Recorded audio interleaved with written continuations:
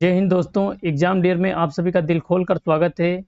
दोस्तों आज आपको हम बताएंगे कैसे एफआईआर होता है और कैसे फिर केस डायरी तैयार होती है। उसके बाद चार्जशीट बनती है, कैसे आईपीसी की धाराएं लगती हैं। इन सारी चीज़ों के बारे में इस वीडियो में हम आपको डिटेल से बताएंगे और ये आपके लिए बहुत ही लाभदायक रहेगा। ये तो सबको पता होना चाहिए, क्योंकि आजकल होता क्या है, बहुत जल्दी आदमी डर जाता है पुलिस वालों से। तो डरने की ज़रूरत नहीं होती। जब आपको जानकारी होगी तो आपको इतना डर नहीं लगेगा, जैसे कि अभी डर जाता है आदमी नाम सुन के ही पुलिस। गांव देहात में तो अभी भी यही चल रहा है। शहर में तो आदमी फिलहाल सब हो गए, क्योंकि जान गए हैं। आपको भी जानकारी होगी तो आपके अंदर से भी डर निकल जाएगा। तो आते हैं, देखिए आज हम आपको एफआईआर के बारे में बताएंगे। ठीक है। फिर केस डायरी के बारे में भी डिटेल से बताएंगे, कैसे केस डायरी तैयार होती है, कैसे केस को हल्का किया जाता है, कैसे भारी किया जाता है। और चार्जशीट क्या होता है, चार्जशीट कैसे तैयार होती है, इसके बारे में बताएंगे। आईपीसी की धाराएं क्या होती हैं और उसकी प्रमुख धाराएं जो हैं उनको भी बताएंगे विस्तार में, जो आपके सवाल पूछे जाते हैं जिनसे। और सीआरपीसी क्या होती है, इसके बारे में भी इस वीडियो में डिटेल से बताएंगे। तो चलिए आज के क्लास में चलते हैं। तो आइए, जो एफआईआर, देखिए एफआईआर क्या क्या होता है।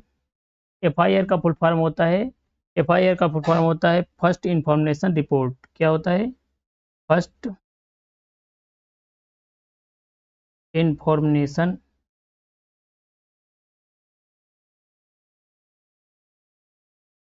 रिपोर्ट। तो एफआईआर का फुल फॉर्म हो गया फर्स्ट इंफॉर्मेशन रिपोर्ट। और एफआईआर क्या होता है, जैसे कि कोई घटना, कहीं भी झगड़ा लड़ाई हुआ, तो उसकी लिखित रूप में जानकारी पुलिस वाले को जो दी जाती है, पुलिस चौकी में जाके या पुलिस थाना में जाके वहाँ लिखित रूप में जो जानकारी दी जाती है उसे ही कहते हैं एफआईआर। इसको कहते हैं लिखित रूप में किसी घटना के बारे में, किसी घटना को लिखित रूप में जो जानकारी पुलिस वाले को दी जाती है, लिखित रूप में पुलिस को जानकारी दी जाती है।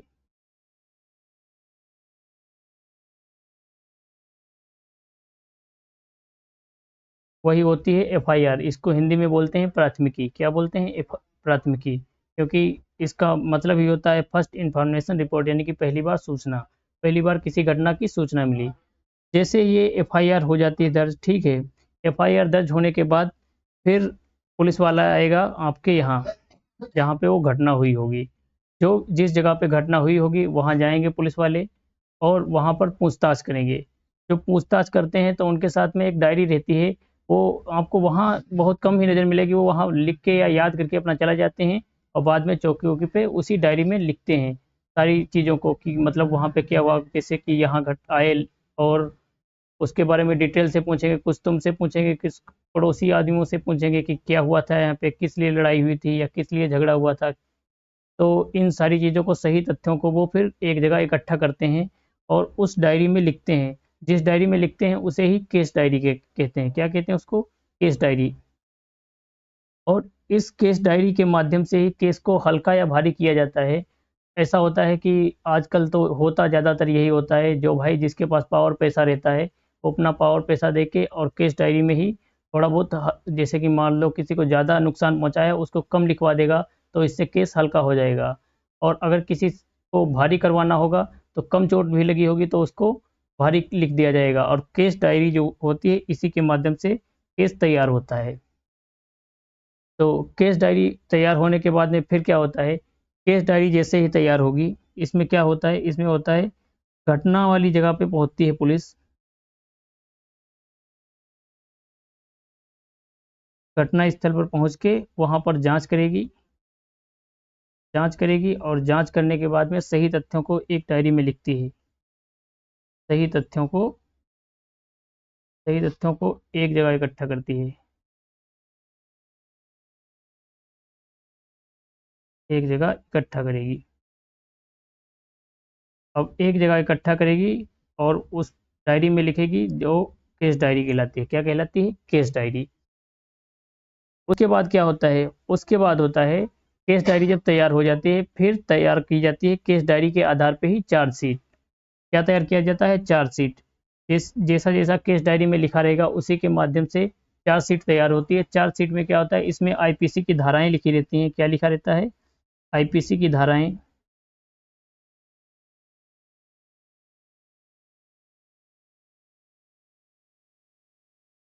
धाराएं लिखी रहती हैं। आईपीसी की धाराएं लिखी रहती हैं और इसी चार्जशीट के माध्यम से मुकदमा आगे कोर्ट में बढ़ाया जाता है। कहाँ? कोर्ट में बढ़ाया जाता है। चार्जशीट के माध्यम से ही जब चार्जशीट फाइल हो जाती है, जिसको बोलते हैं चार्जशीट फाइल हो गई, फिर मुकदमा कहाँ चला जाता है? इसके बाद मुकदमा चला जाता है आपका, मुकदमा चला जाएगा कोर्ट में। इसके बाद कहाँ चला जाएगा? कोर्ट में। फिर पुलिस वालों की मतलब पुलिस वालों से बाहर हो जाता है, फिर उसमें कोई भी चेंजिंग नहीं कर सकते हो, फिर तो कोर्ट ही जो फैसला सुनाएगी, और वो जिसमें जो आईपीसी की धाराएं लिखी रहेंगी उसी माध्यम से। और फिर आगे क्या होता है आपको हम बताएंगे। आईपीसी की धाराएं जो चार्जशीट में लिखी रहती हैं, आईपीसी की धाराएं क्या होती हैं? आईपीसी का ही फुल फॉर्म पूछता है, कई बार पूछा है। इसका फुल फॉर्म होता है क्या? Indian penal Indian penal code. Indian penal code. ये आईपीसी की धाराएं कब आई थी? ये आई थी जो 1861 का अधिनियम आया था। 1861 का अधिनियम, भारत शासन अधिनियम जो 1861 आया था, उसी के दौरान भारत में सबसे पहले आईपीसी की धाराएं लागू की गई थी। और उस समय कौन था? उसमें वायसराय था कैनिन। कौन? Lord Canning. उस समय वायसराय कौन था? उस समय वायसराय था लॉर्ड कैनिन। और आईपीसी की जो होती है, इसमें ये एक कोड ना होता है, जैसे कि किसी चीज़ का कोड वर्ड में दिया जाता है, क्योंकि हर जगह पूरा विस्तार से नहीं बताया जाता है, क्योंकि इनके पास टाइम वैसे भी बहुत कम होता है। तो उसको एक कोड तरीके से बताया जाता है, तो उसे ही बोलते हैं आईपीसी। ठीक है, अपराधों का कोड ही होता है, हम इनको बोल सकते हैं अपराधों का कोड। का कोड।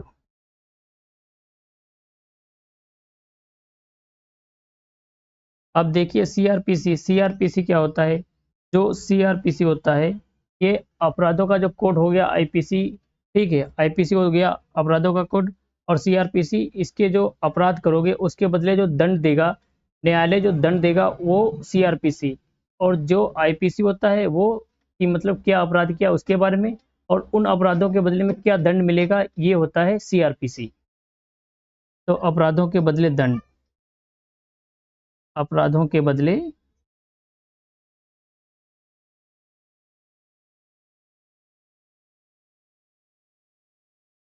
अपराधों के बदले दंड, और इसमें अपराध की परिभाषाएं होती है। ठीक।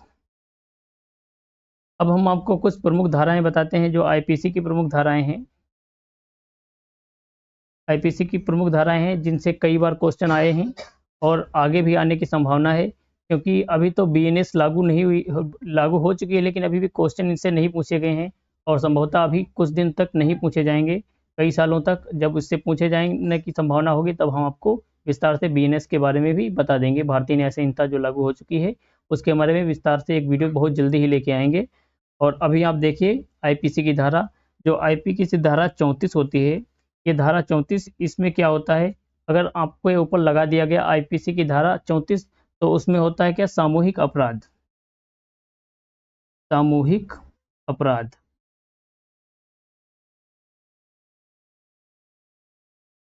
हम्म।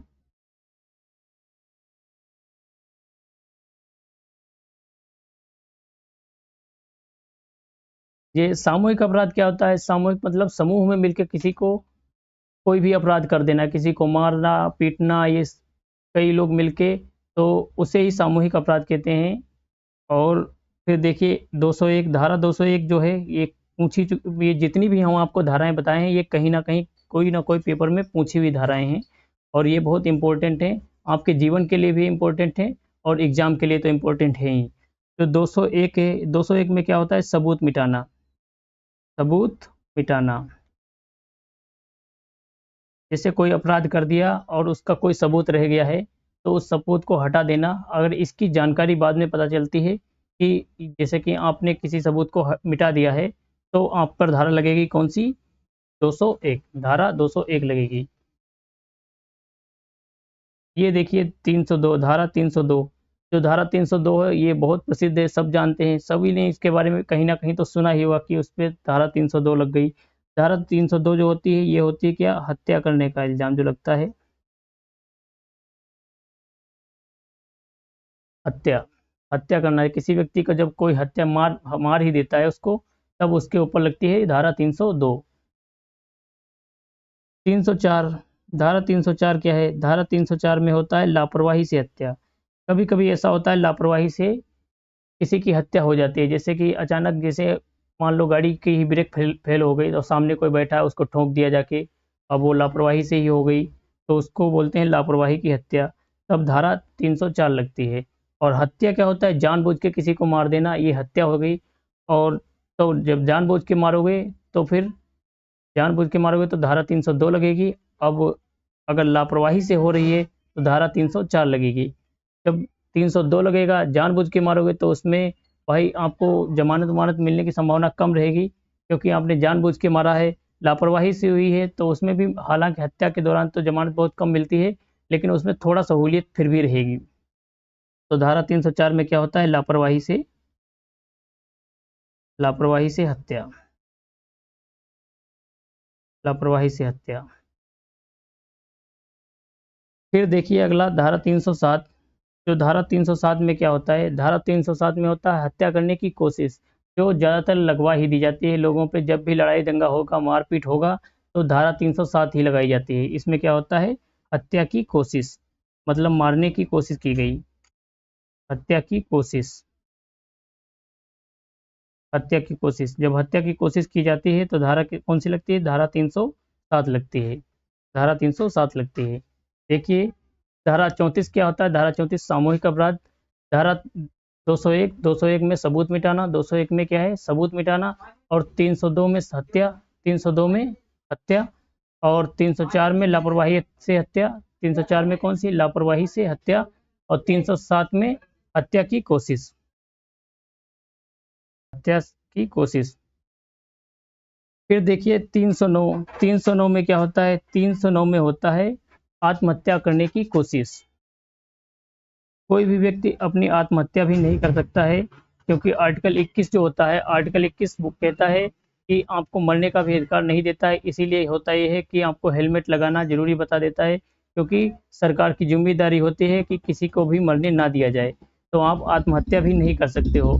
अगर आप आत्महत्या करने की कोशिश करते हो, कोई आप पर केस कर देता है, आप बच जाते हो, तो आप पर 309 की धारा लग जाएगी। तो आत्महत्या की कोशिश कौन सी होती है? 309, आत्महत्या की कोशिश, आत्महत्या की कोशिश किसमें है? 309 में।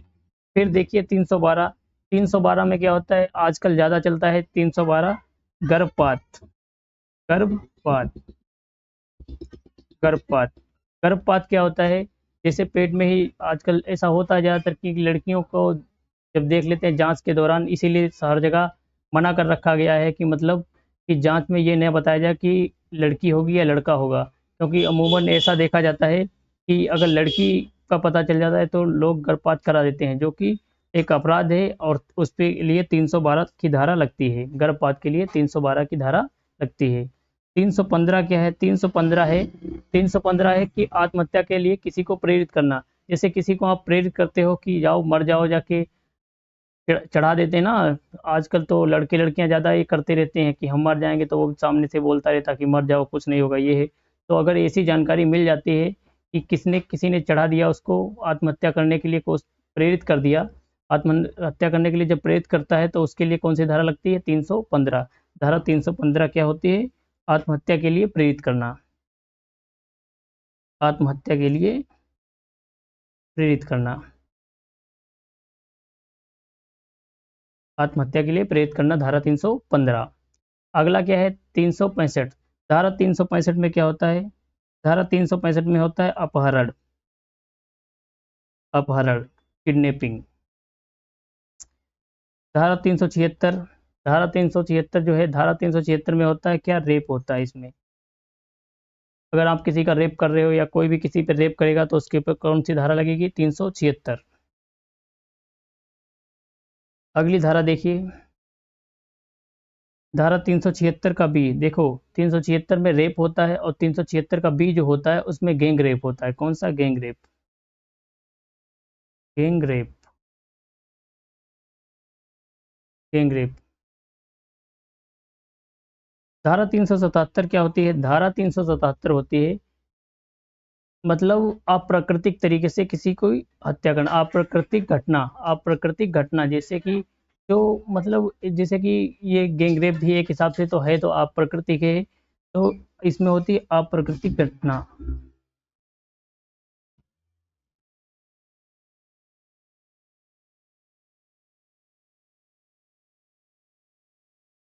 धारा 379। धारा 379 में क्या होता है? धारा 379 में होती है चोरी से संबंधित होती है। चोरी से संबंधित, चोरी किसको बोलते हैं? चोरी बोलते हैं जब चार लोगों से कम व्यक्ति कोई सामान चुराते हैं तो उसको बोलते हैं चोरी। ये आती है किसमें? धारा 379 में। चोरी। चोरी में क्या होता है? चार लोगों से कम होना चाहिए, चार लोगों से कम।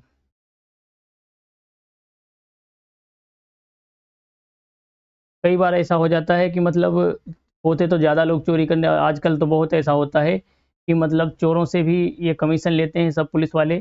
तो अगर जानकारी हो जाती है तो खुलासा नहीं होने देते हैं, तो वहाँ पे ऐसा होता है, होते चार पांच लोग हैं लेकिन ये दिखा देते हैं कि मतलब चार लोगों से कम है। वैसे डकैती का केस लगेगा, चार से ऊपर जब हो गए तो डकैती का केस लगता है, तो डकैती में ज़्यादा आपको सज़ा मिलेगी, चोरी में कम सज़ा मिलती है। इसीलिए फिर इसमें पाबंदी दी गई है, चार लोगों से कम होना चाहिए।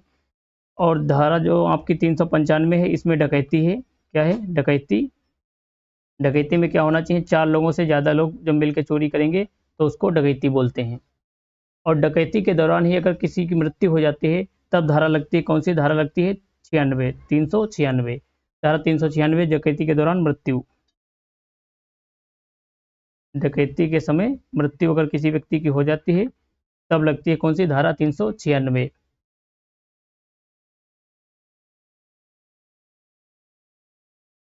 अगला जो है देखिए, ये धारा 415। धारा 415 में क्या होता है?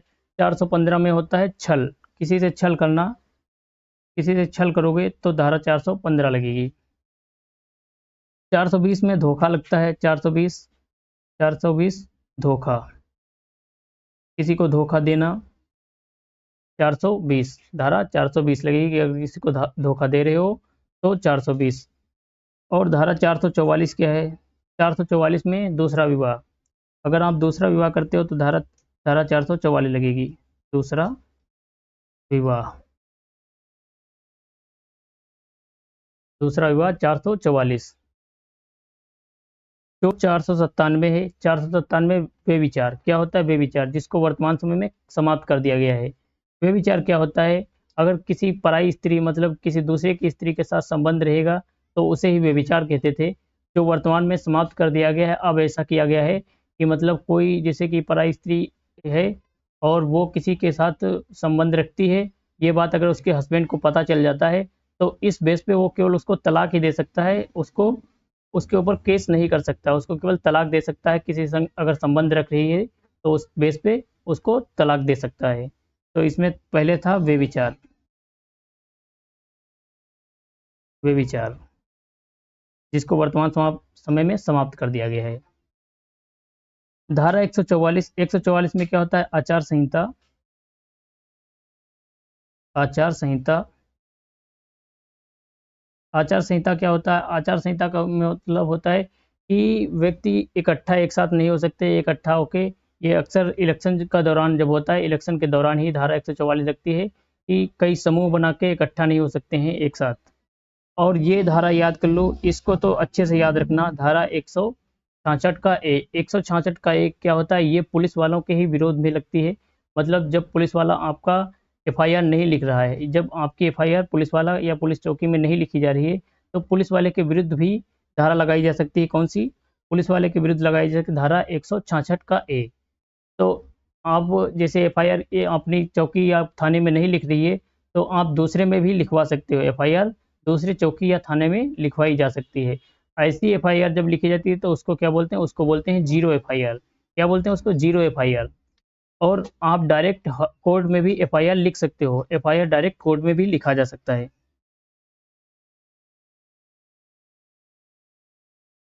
अब हम आपको बताते हैं जमानत क्या होती है। तो देखिए जमानत जो होती है, जब किसी व्यक्ति को गिरफ्तार कर लिया जाता है, किसी व्यक्ति को जब गिरफ्तार कर लिया जाता है उसके बाद वो कोर्ट से अपील करता है, कोर्ट से अपील करता है कि हमें जमानत दे दी जाए। और उसके लिए क्या करना पड़ता है, उसके लिए दो गारंटर जरूरत पड़ती है। कितने, दो गारंटर। गारंटर मतलब गारंटी लेने वाले दो व्यक्ति होना चाहिए कि हाँ ये आदमी सही आदमी है। हालांकि उसके ऊपर उस समय अपराध, जब तक अपराधी के ऊपर अपराध सिद्ध ना हो जाए तब तक वो अपराधी नहीं होता है। तो व्यक्ति को दो गारंटर देने होते हैं और कुछ धनराशि भी देनी पड़ती है, धनराशि भी कुछ देनी पड़ती है सिक्योरिटी के रूप में, सिक्योरिटी के रूप में कुछ धनराशि भी देनी पड़ती है। उसके बाद वो इसलिए मांगता है जमानत की, मतलब कहेगा कि हमें भी तो वकील रखने का अधिकार है, जो कि मूल अधिकार है सभी का। तो वकील ढूंढेगा केस लड़वाने के लिए, तो उसके लिए दो गारंटर और कुछ धनराशि जमा करनी पड़ती है कोर्ट में। उसके बाद व्यक्ति को जमानत मिल जाती है, उसके बाद व्यक्ति को जमानत मिल जाती है। लेकिन अगर आप जघन्य अपराध किए रहोगे होगे, मतलब खूब खूंखार अपराध कोई किए होगे, तो आपको जमानत नहीं देगी कोर्ट, जो है वो आपको जमानत तब नहीं देगा।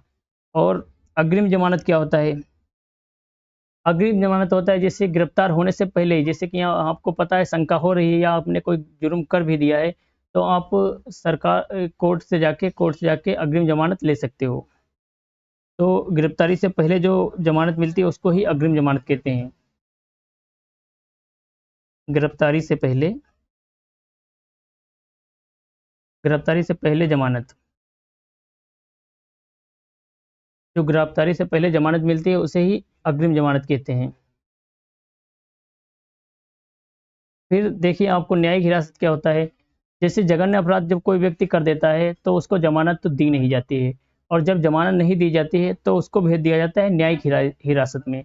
क्योंकि उसमें ऐसा होता है जमानत नहीं दी जाती है और केस अभी लड़ना बाकी है, तो उसको अपराधी भी नहीं बोल सकते हो, तब उसको जेल में भेज दिया जाता है। कहाँ, कोर्ट उसको जेल में भेज देती है, जिसको बोलते हैं न्यायिक हिरासत। यहाँ पे क्या होता है, न्यायिक हिरासत में जो व्यक्ति होता है उससे पुलिस वाले पूछताछ नहीं कर सकते हैं, तो यहाँ से कोर्ट भेजती है जेल में। कोर्ट किसको, व्यक्ति को भेज देगी जेल में, कोर्ट व्यक्ति को जेल में भेज देगी, ठीक है। और यहाँ क्या होता है, यहाँ पुलिस वाला पूछताछ नहीं कर सकता है। पुलिस वाले को जब पूछताछ करना होगा, किसी जैसे केस की जानकारी निकालना है कि वहाँ क्या हुआ था, अब पुलिस वाले को कोई सबूत नहीं मिल रहा है, तो वो अपराधी से ही तो पूछेगा, कि मतलब उस व्यक्ति से पूछेगा जो वहाँ पे मौजूदा हालत में था, और जो इस समय जेल में बैठा है वहाँ पूछताछ कर नहीं सकते हो। तब क्या होता है, तब पुलिस वाला कोर्ट से अपील करेगा, पुलिस वाले लोग अपील करेंगे और मांगेंगे कि मिलोट, हमें इस व्यक्ति की जानकारी पूछना है कि मतलब क्या हुआ था क्या नहीं हुआ था, तो उसके लिए हमको ये बंदा हमको दे दो, ठीक है। तो उसे ही बोलते हैं पुलिस रिमांड। तब कोर्ट उसको 14 दिन के लिए दे देती है, किसके लिए, 14 दिन के लिए, व्यक्ति को 14 दिन के लिए पुलिस वालों को दे देती है।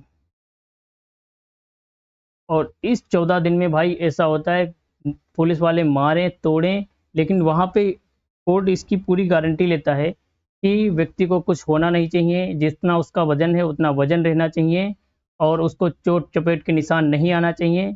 लेकिन पुलिस वाले भी ऐसे होते हैं जो अच्छी तरीके से जानते हैं कहाँ मारेंगे तो आराम से चोट के निशान गायब हो जाएंगे। 14-15 दिन का टाइम बहुत होता है। तो भाई यही 14 दिन होते हैं हिरासत में रखने के लिए, जो पुलिस वाले अपनी रिमांड में लेते हैं, और यहीं पे व्यक्ति से पूछताछ की जाती है। यहाँ पे पुलिस पुलिस जो है, पुलिस व्यक्ति से पूछताछ करेगी, पुलिस व्यक्ति से पूछताछ करेगी।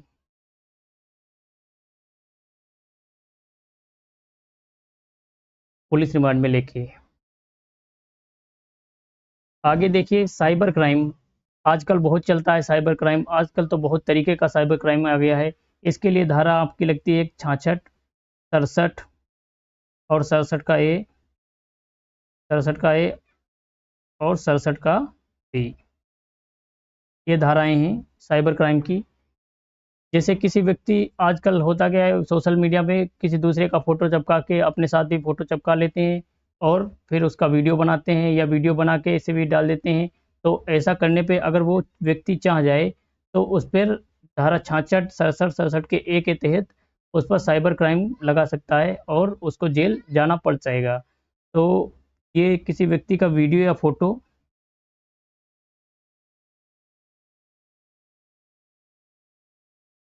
वीडियो या फोटो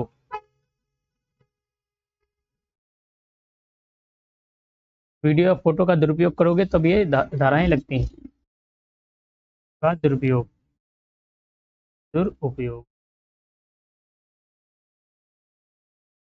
जब किसी व्यक्ति का फोटो का दुरुपयोग किया जाता है तब कौन सी धाराएं लगती हैं? ये साइबर क्राइम की धाराएं, धारा 66, 67, 67 का ए, 67 का बी। पेरोल क्या होता है? पेरोल होता है जैसे कि अब अपराध कर दिया किसी व्यक्ति ने, उसके बाद वो सुधरना चाहता है और तब उसका पुलिस रिकॉर्ड चेक करती है, जेल में कैसे रह रहा है, कैसे नहीं रह रहा, अच्छे से रह रहा है, तब उसको पेरोल मिल जाती है। पेरोल मिलने के लिए ये कहने को है कि वो अच्छा से रह रहा है और अच्छा काम कर रहा है, तब पेरोल मिलती है। असल में पेरोल के पीछे तो पूरी राजनीति ही होती है। अगर आपके पास पैसा है, पावर है, तो पेरोल आपको मिल जाएगी।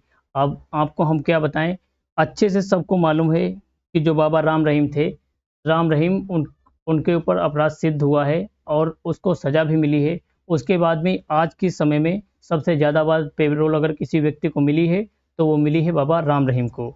तो आप समझ सकते हो, क्योंकि वो राजनीतिक मुद्दा बनाते हैं। राम रहीम के पीछे आज भी भीड़ वैसे ही उमड़ के आती है। पता नहीं लोगों के दिमाग कैसे हैं। मतलब एक अपराधी सामने बैठा है, हर चीज़ सिद्ध हो चुकी है, उसके बाद भी अंधविश्वास इतना तगड़ा है कि आज भी लोग उनको भगवान मानते हैं। क्या ही कहा जा सकता है। और जहाँ भीड़ रहेगी, राजनीति का आदमी, राजनेता उसके पीछे जरूर खड़ा हो जाएगा। तो जो बाबा राम रहीम हैं उनके पीछे भी राजनीतिक मुद्दा रहता है, इसीलिए उनको बार बार पेरोल दे दी जाती है। उनको हर 6 महीने में 2 या 3 बार पेरोल जरूर मिल जाती है। 2-2 महीने घूम के आते हैं, केवल ससुराल के हिसाब से जाते हैं जेल में, आराम से वहाँ बैठते हैं, खा पी के मौज उड़ाते हैं और बाद में वापस फिर पेरोल पे चले जाते हैं। इनको हर 6 महीने नहीं लगते हैं, उनसे पहले पेरोल मिल जाती है। तो पेरोल में यही होता है। तो यही आज का वीडियो है। तो इसमें आपको पूरा अच्छे से समझ में आया होगा, और ना आया हो तो एक बार वीडियो दोबारा देख लेना। और मिलेंगे कल की क्लास में। धन्यवाद।